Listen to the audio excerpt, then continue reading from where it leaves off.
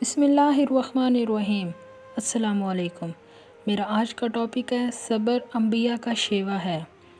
صبر جمیلہ انبیاء کا شیوا رہا ہے۔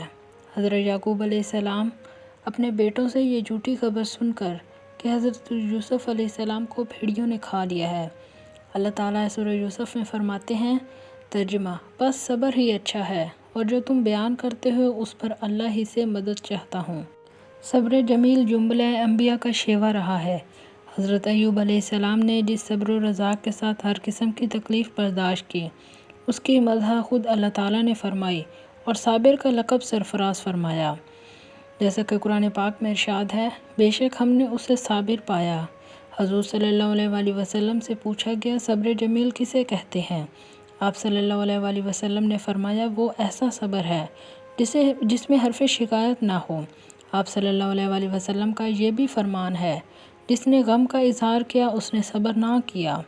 حضرت ابراہیم علیہ السلام نے اپنے بیٹے حضرت اسماعیل علیہ السلام کو اللہ کی راہ میں قربان کرنے کا حکم سنایا تو فرمانبردار اور صابر بیٹے نے فرمایا، جس کا ذکر قرآن پاک میں ہے ترجمہ: آپ مجھے جلد ہی پائیں گے انشاءاللہ اگر اللہ نے چاہا صبر کرنے والوں میں سے۔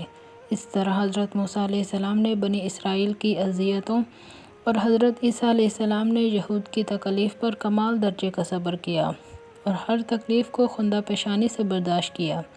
اگر آپ کو میری ویڈیو اچھی لگے تو آپ میرے چینل کو سبسکرائب کر دیں اور میری ویڈیو کو لائک کر دیں۔